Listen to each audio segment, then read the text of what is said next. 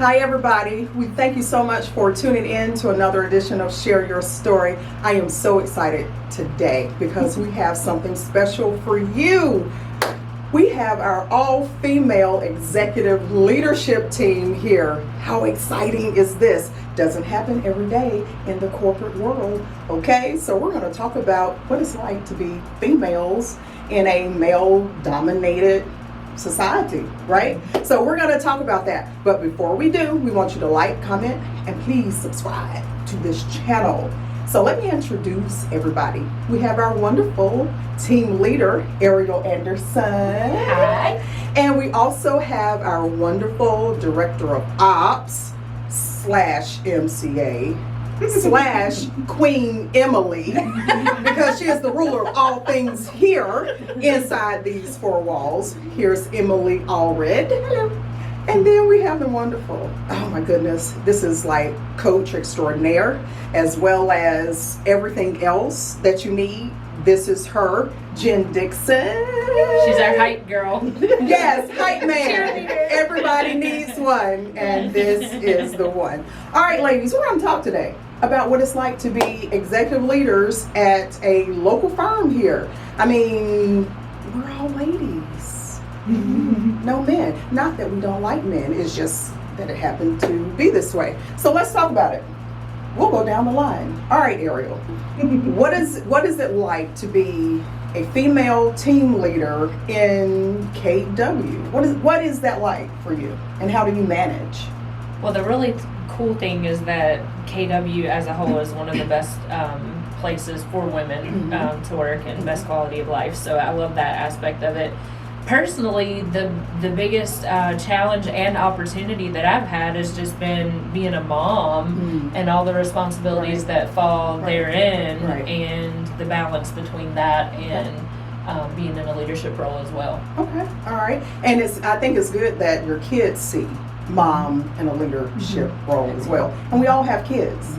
So let's talk about that, how our kids look at us in these particular roles. Anybody care to jump in? Yeah, okay.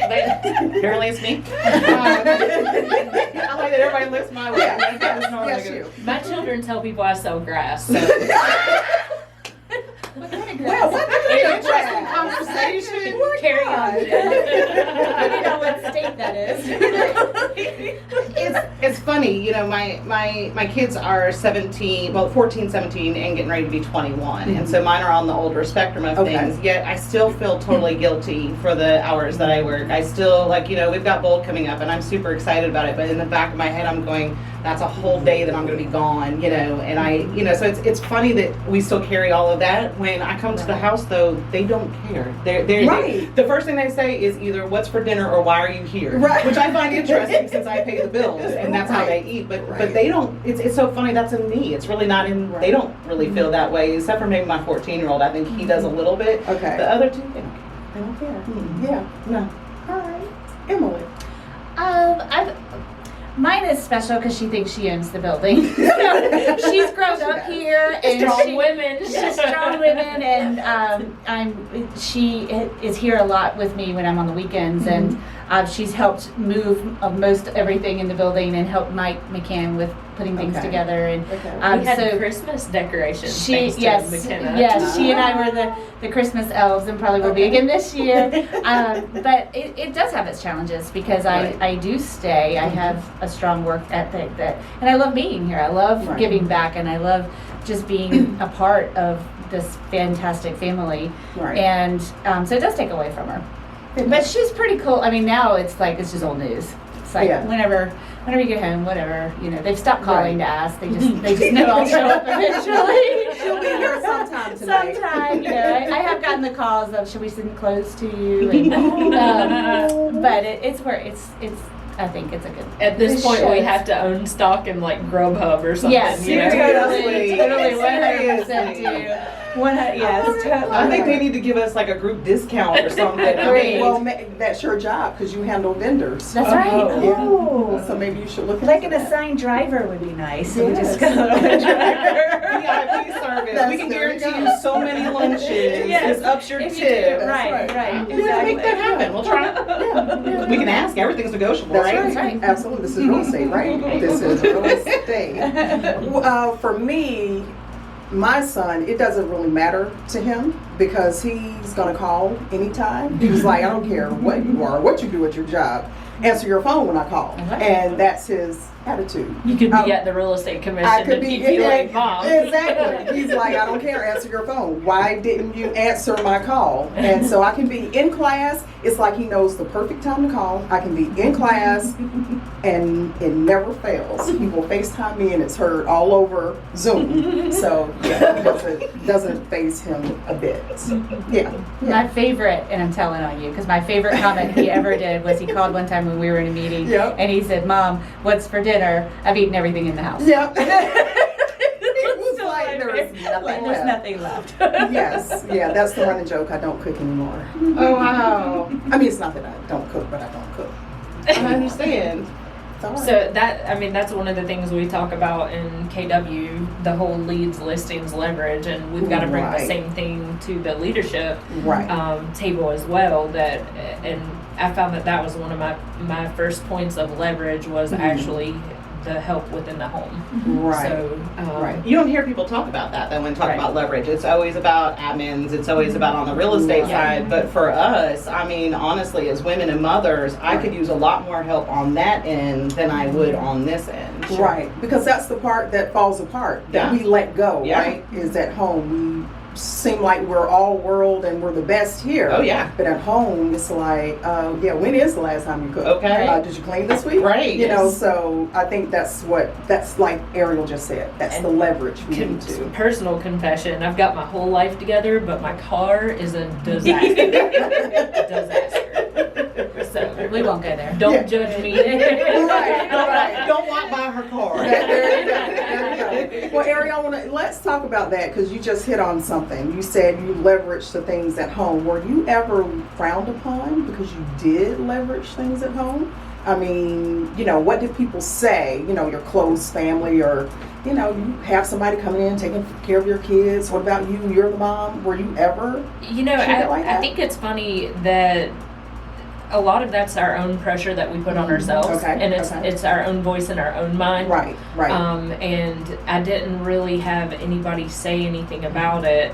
I've jumped to explanation and Okay. said, well, I want to have quality of time with my children versus Right. quantity of time. Okay. And I think that's the Important. script, the record that we're playing in our own minds, that there's not really other people out there that are judging Right. the way that we're operating. Right, At right. least in my experience, I haven't had anybody Right. that said anything about it. Yeah, and which is good because you're right. We are our own worst enemy sometimes, and we have that bias in our head. Like we think that people are looking at us Right. weird and crazy, and they're probably not. They're probably wishing they could Do do what we're doing. Mhm. Yeah. So let's transition. All right. How does being a female help us in this role? What do we bring to the table that say maybe I'm not saying a man can't, but we're females. What do we bring to the table? How does being a female help us in our role? I think having the warmth. A lot of times, especially with new agents, they want the mom help, take care of me, give me, it brings a softer side to Okay. I like that. mostly. Yeah, I was going to say the same thing. As a coach, we are usually talking about and looking at the things that people don't want to talk about and don't want to listen, and, Right. and so being able to be a little softer about it, a little, Okay. and let them know that we love them, Right. but I still need you to Right. do it. Right. Right. It does. It comes. Yeah. I think that it doesn't come across as aggressive or as Okay. threatening. Okay. It's more of I know you care about me, and that's why Right. you're telling me to do it. Gotcha. Ariel, do you have anything to add? I to that? do. I think that one of our greatest strengths can be our greatest weaknesses, and I think traditionally from a male's perspective that it's a linear thought process. Okay. So it's 1 + 1 Right. equals 2, Right. A to B to C to D. Right. And I think we've got an ability sometimes to have an all-encompassing Yep. approach to Yep. it. So what are all the other factors that are playing in? You know, what are the things that are going on at home? What are the things Right. that we're not seeing over here? Right. And including those in the decision making and the coaching and guiding process. I like that. Not looking at it from a linear standpoint, because we do as women, sometimes we bring kind of a discernment or ability to like hone in on the problem instead of just looking at it from, you know, well, he said, she said. We have this ability to just go right in. We take it apart. We pick it, yeah, we pick it apart. Yes, Dig deeper. yes, we do as women. All right, very good. So, ladies, let's talk about what we did before this and how that helped in our roles today. And did you ever think you were being executive leader within a firm? Did you ever think? Did you? Was that in your vision or on your vision board? I told Cheryl Sidoti at least 5 times that I would never be a team leader. And yet here we are. At least 5 Cheryl, if you're listening in. Here we are. And she said, "You were born for this role," and left. And left. And it got my mind spinning, and I was like, you know, why is it? I explored that a little deeper. I've always been in a people role. I gain energy from people. Always been in hotel sales, that sort of thing. So then that transitioned into properties and so on and so forth. So, and to say 5 years ago, did I see myself in the team leader role in a different state with a different team, almost 300 agents? I didn't. No, I didn't. Yeah. I didn't visualize You that. didn't see it. All right. Emily, what about you? Did you say, yes, one day I'm going to be this? No. No. And Okay. it's because I don't like to limit. I'm not that specific. I just think I knew I want more. Okay. Every role I've been in, I've wanted more. Wanted more. I want more access, more ability, more to do. Okay. And I think with great coaching, it's kind of focused me in on what that means and how to get there. Okay. Okay. But I never came. In fact, when I first came in, Right. I went, there's no way I want to be the MCA. No Okay. way I want to, Okay. because it was such an intimidating role, and now I love it. It's Okay. like it's just kind of, and I don't know what's next. I Right. mean, it's just like it's It's building me exciting. for the next whatever is going to happen next, Right. and I can't wait. It's like bring it. Let's just do Yeah. it. I love it. I love it. So Ariel said, absolutely not. Don't want to be that. You were like, I don't want to be MCA. Okay, are you going to keep it going, Jen? Okay, No. Okay. Hey, you refused any kind of leadership for like 6 months before. So let's back this back a little bit. Before I came into real estate, I actually owned the largest early childhood education and training consulting company in this state. Okay. And so I am much more comfortable in front of 300 people I don't know than one Okay. person I don't know. Okay. So I knew, I've always had a leadership role one way or another. Okay. Now, when I came into real estate, I said, I've done that. I've got the T-shirt and the tour jacket. I don't need to go back. Well, this is my problem, though. Like, seriously, y'all know me, right? But I kept finding myself helping people for free and taking so much of my time, and I enjoy that, and that's my heart. And I figured I better figure out a way to get paid for that, or my family was going to be in bad shape. They're not going to be calling you because we're going to be nowhere to No. come from. But every time I've said no, it's only taken me about a month and a half to go, okay. Okay. And you know what did it for me? And it's so funny, full circle for the day, because we started out today with Molly, but seeing Molly DeManto's teaching Bold, I went, I want to be Molly when I grow up. I knew the very first time I saw her, I went, I could do that. I could do that. That's my personality. I am that, rah, go get them, Right, So right. yeah, so no, did I know it would look like this? No, but I'm not surprised. No matter what I would have tried to do, I would have ended up You here. would have Yeah. ended up Yeah. here. Oh, I love that. Love it, love it, love it. So, no, you didn't know. No, you didn't know. But You I'm felt not surprised. Yes it. and no. Yes, Yeah, yes, yes, and no. independent. I knew it and I tried to fight it. How about that? Right, and which I think we all do at some point, because I get afraid of success. Like I'm like, can I really have it all? If I get here, I won't be able to do this, or I won't be able to have that, or what about my family if I go here? So that was my issue. And did I see myself in this role? No, because I did it for 8 years, not on this level, but I was the big, and I got tired of it. And so when I stopped, I'm like, I will not do that again. And then my husband keeps saying, he would always say, Teresa, you need to be big. You need to be big. And I'm like, of what? I'm not doing that again. And lo and behold. Why? And Ariel calls. Yes, and lo and behold, here she comes. Yeah. What was it that he kept saying that? Why did he think that you definitely needed to be big again?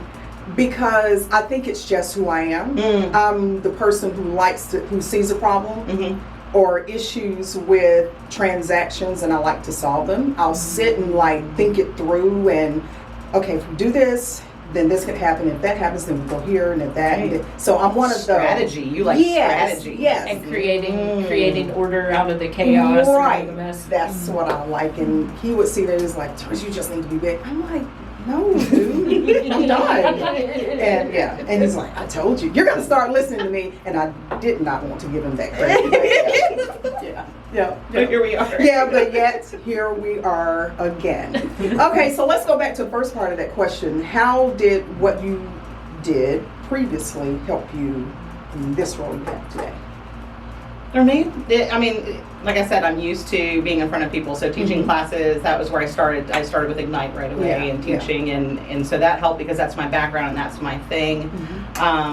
And I like people, you know, and everything I've ever done has been people driven, very similar to you. So I think that just the fact that I like to talk to people, and apparently I have the gift of gab, has done me well over the years. Right. And you said something else, Jen. You said you're more comfortable in front of 300 than you are one. I'm the same way. Really? I don't want to do one-on-one. Let me hit everybody at one time, one big group, and I'm good. If I have to do one-on-one, I start like, I stress about that. I'm like, isn't that funny? One-on-one, but give me a crowd and I'm great. Now let me ask you this: when you're done, does it wipe you out though? When you're with that group of 300 people, you have given everything. I've given everything, but I'm more energized. I get drained when it's just one-on-one. When it's just one, I'm drained. I'm like, oh. But put me in front of, if I can hit a group, just like when I teach. When I'm on Zoom, I absolutely love it. Now I'm tired or giving all I could at the end, but I'm like, yes. Yeah, see, I get that. I love this. I'm like, I could do this again, but I'm like, oh, but my body's tired. But I really could do this again, so I get strength from that. Yeah. I like that. I like that's something that we have in common. We do. Look, I learned something. Yes, exactly. That's right. I think we're kind of the one-on-one. Yeah, totally. No, I'm comfortable. I can do the group. It doesn't bother me, but I love the transformation that you can see occur with somebody one-on-one or in going deep with them when they're comfortable and not worried about being judged. Yeah. And yes, I want one-on-one all day long. Yeah. And I'm better than I've ever been with groups. Okay. But yes, you are.